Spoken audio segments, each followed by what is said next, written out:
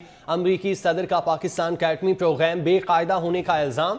Washington में एक तकरीब के दौरान तकरीर में जो बाइडन ने रूस और चीन का हवाला देते हुए पाकिस्तान को भी लपेट में ले लिया। अमरीकी सदर ने इल्जाम आयद किया कि पाकिस्तान खतरनाक तरीन ममालिक में से एक है। पाकिस्तान का एटमी प्रोग्राम बेकायदा है, इस बात का खदशा है कि उसे कोई भी इस्तेमाल कर सकता है। अमरीकी सदर का पाकिस्तान का एटमी प्रोग्राम बेकायदा होने का इल्जाम। वाशिंगटन में एक तकरीब के दौरान तकरीर में जो बाइडन ने रूस और चीन का हवाला देते हुए पाकिस्तान को लपेट में ले लिया। अमरीकी सदर ने इल्जाम आयद किया कि पाकिस्तान खतरनाक तरीन ममालिक में से एक है। पाकिस्तान का एटमी प्रोग्राम बेकायदा है, इस बात का खदशा है कि इसे कोई भी इस्तेमाल कर सकता है। अमरीकी सदर की जानिब से पाकिस्तान के एटमी प्रोग्राम के हवाले से बात की गई और बेकायदा होने का इल्ज़ाम लगाया गया। वाशिंगटन में एक तकरीब के दौरान उन्होंने ये बात कही।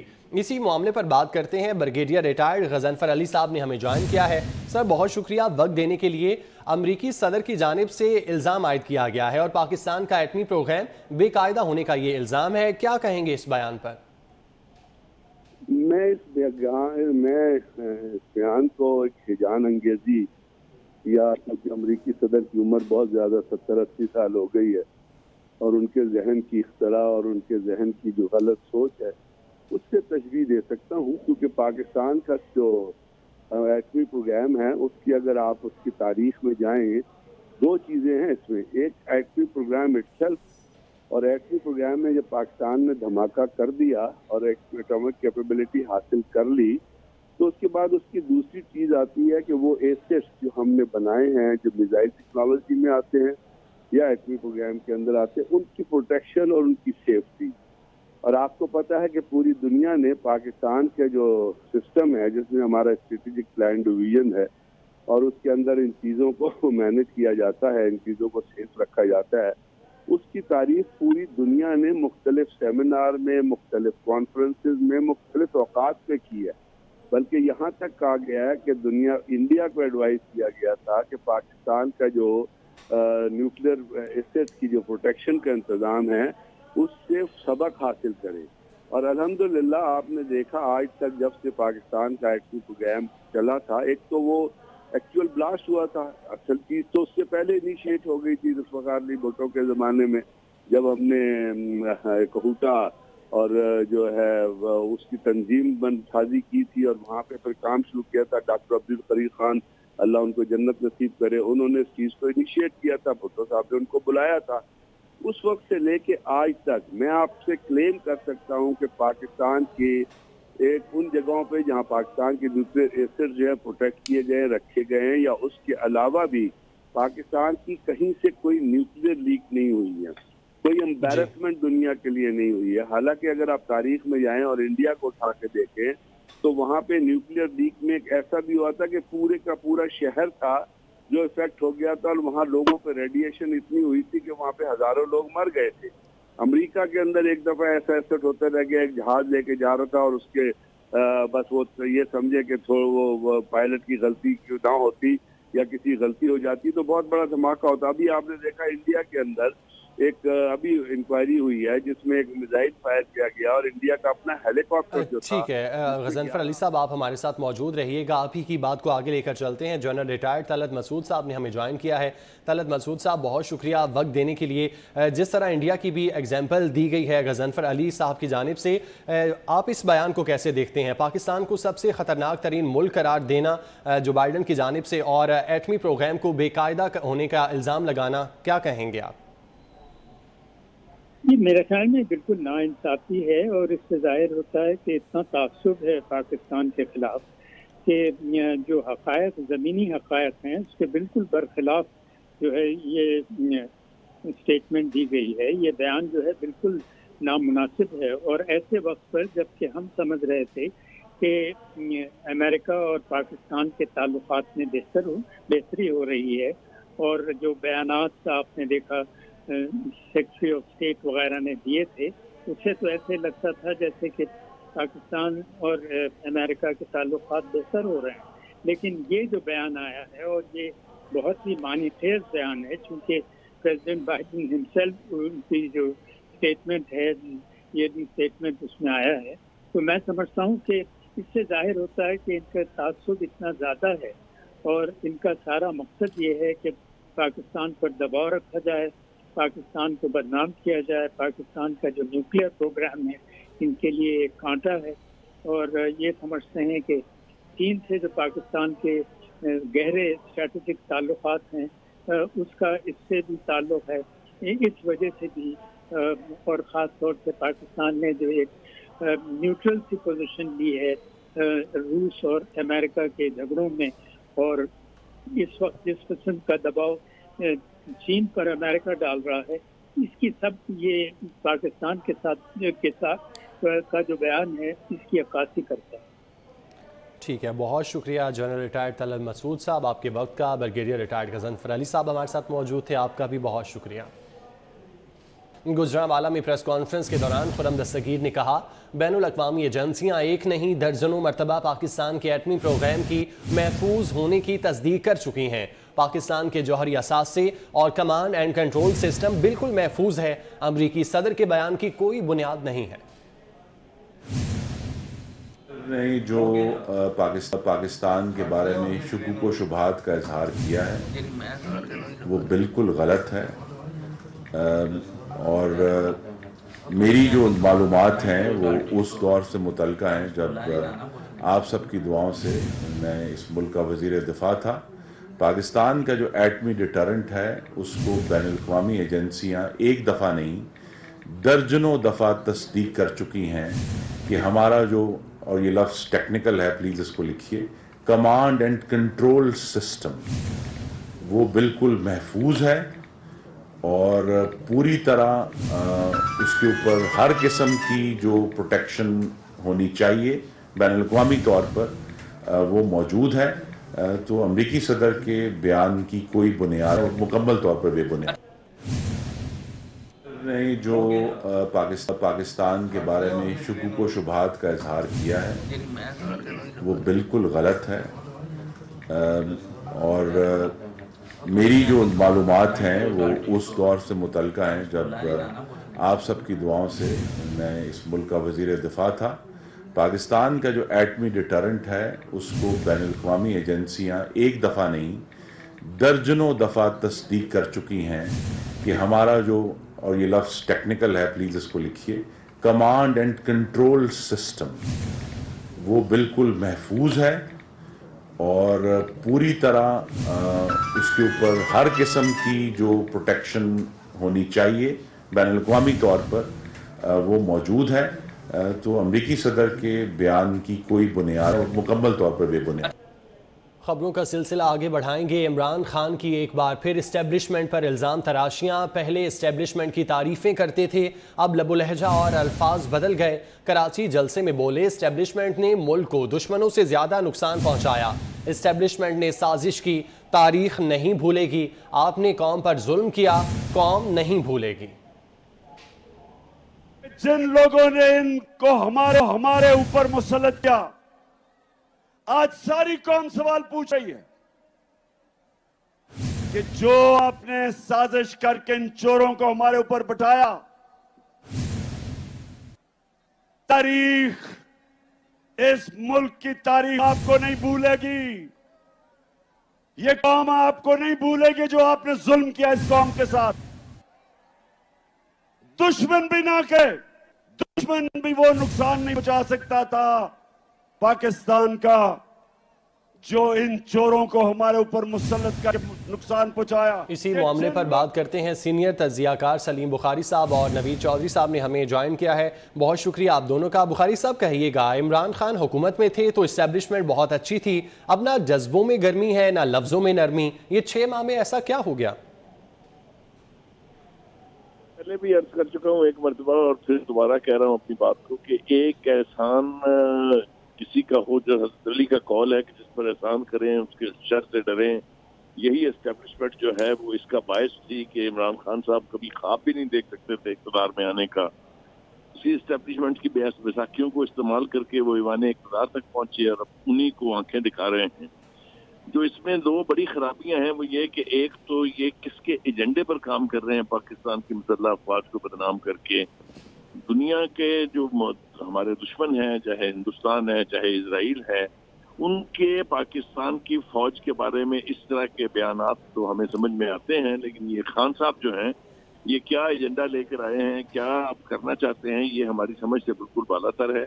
ये एक कोशिश है, ये है असल साजिश।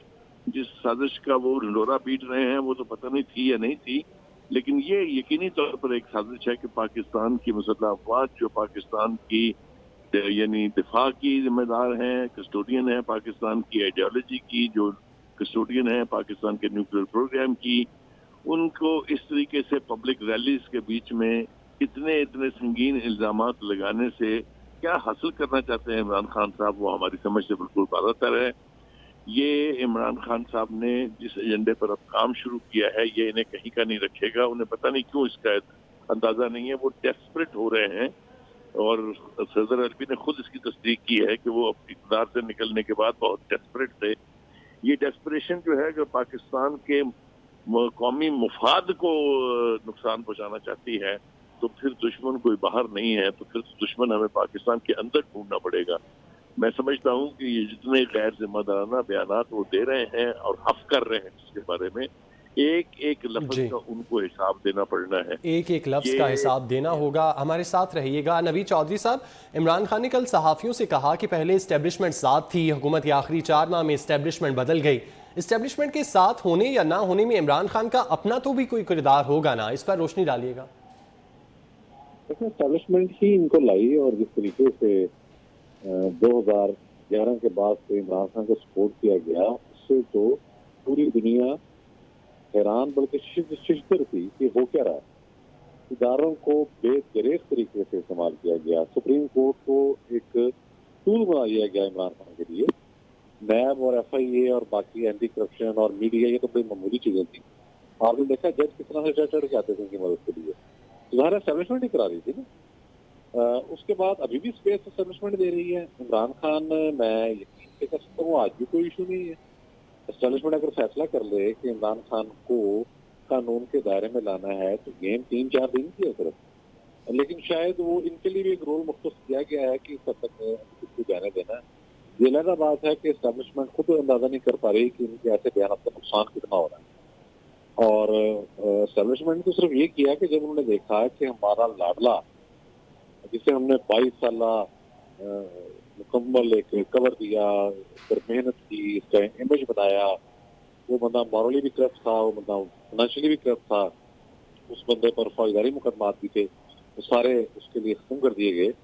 और उसके बाद उसको एक मसीहा बना के पेश किया गया और पूरा एक सोशल मीडिया सेल जिसमें पाकिस्तानी कौम के अरबों खरबों रुपए लगे, वो बना के इमरान खान की शख्सियत साजी के लिए उसको मुख्तस कर दिया गया। तो बहुत ज्यादा पाकिस्तान के साथ जुल्म किया गया इमरान खान को आगे लाने के लिए। लेकिन हुआ यूं कि जब वो बंदा बिल्कुल ही नहीं चला, उन्होंने हर तरीके से आजमा के देख लिया तो कहीं एक जगह तो चल जाए, कहीं कोई खारजा अमूर पर ही चल जाए, कहीं कोई मुल्क के मुआशी अमूर पर ही चल जाए, कहीं कोई सियासी अमूर पर ही चल जाए, कहीं कोई अदलिया के हवाले से ऐसे मामला कर ले बेहतरी आ जाए, कहीं कोई सिविल सोसाइटी के हवाले से ऐसे मामला कर ले बेहतरी आ जाए, कहीं वो पॉलिटिशियन के साथ एक सिस्टम का एक लायन बना ले, मामले चलते रहे।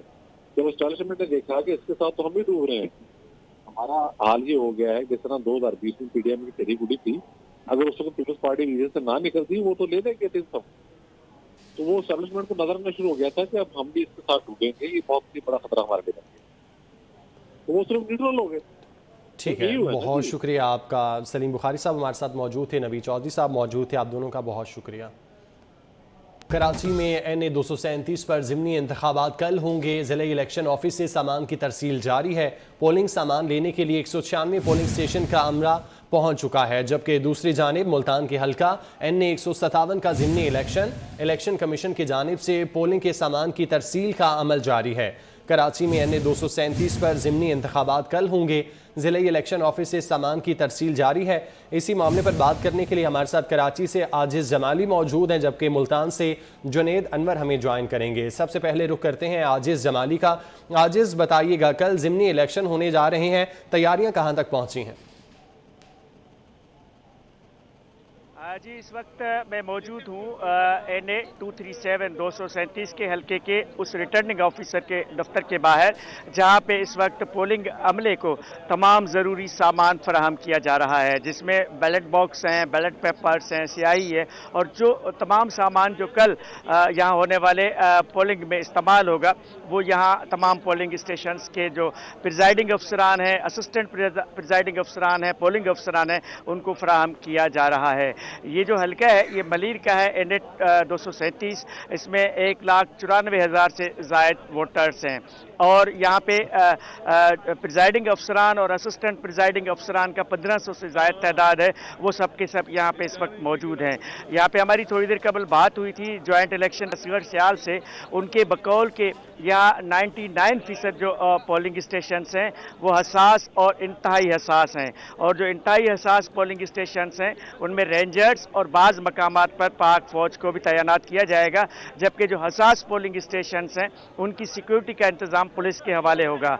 तो ये कल सुबह को ये पोलिंग यहाँ से शुरू होगी और पोलिंग का अमला अभी यहाँ से ये सामान लेके अपने अपने पोलिंग स्टेशंस पर पहुँचेंगे। इनको तमाम तर तफसीलात भी फराहम की जा रही हैं और उसके साथ साथ वहाँ पे पोलिंग स्टेशंस की जितनी ज़रूरियात हैं वो भी यहाँ डिस्ट्रिक्ट रिटर्निंग ऑफिसर के दफ्तर से इनको फराहम की जा रही हैं।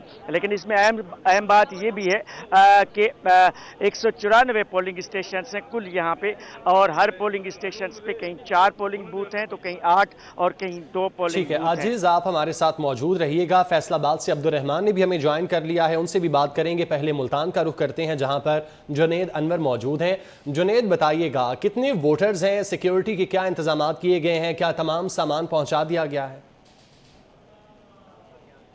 जी बिल्कुल, मुल्तान के हल्का NA 157 के अंदर जो है वो कल जो पोलिंग होगी इस हवाले से इलेक्शन कमीशन की जानिब से सामान की तरसील का अमल जो है वो मुकम्मल किया जा रहा है। अगर बात की जाए कल 4,62,205 जो वोटर्स हैं वो अपना हक़ राय दही इस्तेमाल करेंगे और इसके साथ साथ 264 पोलिंग स्टेशन बनाए गए हैं और 902 पोलिंग बूथ बनाए गए हैं। इसके साथ साथ 5200 से ज़ायद जो है पुलिस एहलकार जो है वो कल अपनी ड्यूटी सर अंजाम देंगे, जबकि इस हल्के के अंदर जो है वो 92 पोलिंग स्टेशन को हसास भी करार दिया गया है। अगर बात की जाए NA 157 की तो यहाँ पर 2 बड़े सियासी ख़ानदान जो है मद्दे मुकाबिल होंगे। गिलानी ख़ानदान के उम्मीदवार अली मूसा गिलानी है जो कि साबिक़ वज़ीर-ए-आज़म यूसुफ रज़ा गिलानी के बेटे और पीपल्स पार्टी के उम्मीदवार हैं और उनको PDM की सपोर्ट हासिल है, जबकि दूसरी जानिब तहरीक इंसाफ की टिकट पर कुरैशी ख़ानदान की मेहर बानो कुरैशी हैं जो कि वाइस चेयरमैन तहरीक इंसाफ शाह महमूद कुरैशी की बेटी हैं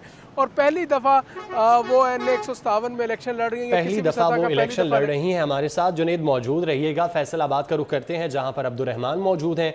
अब्दुल रहमान, इमरान खान और आबिद शेर अली में कड़े मुकाबले की तवक्को की जा रही है, वोटर्स कितना मुतहरिक हैं आज के दिन?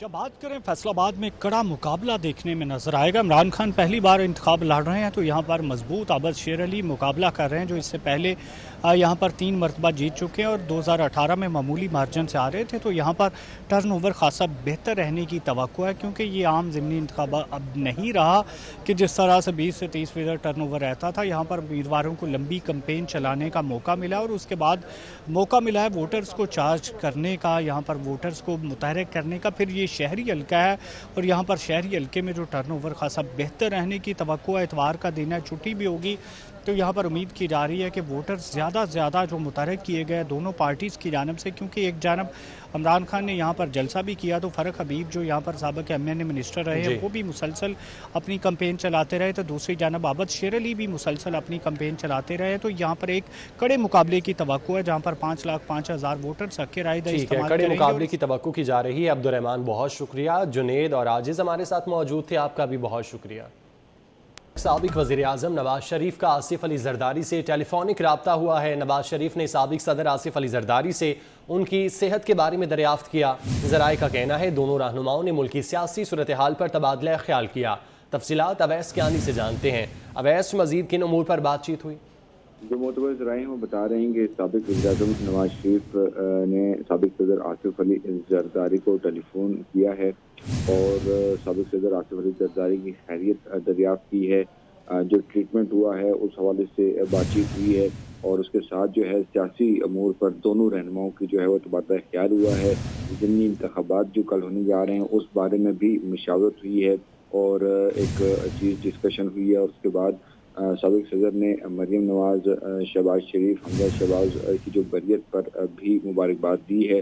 तो मुल्क की जो सियासी सूरत हाल है उस पर दोनों रहनुमाओं की जो है वो मशावरत हुई है टेलीफोनिक गुफ्तगू पर। ठीक है, आपका बहुत शुक्रिया अवैस।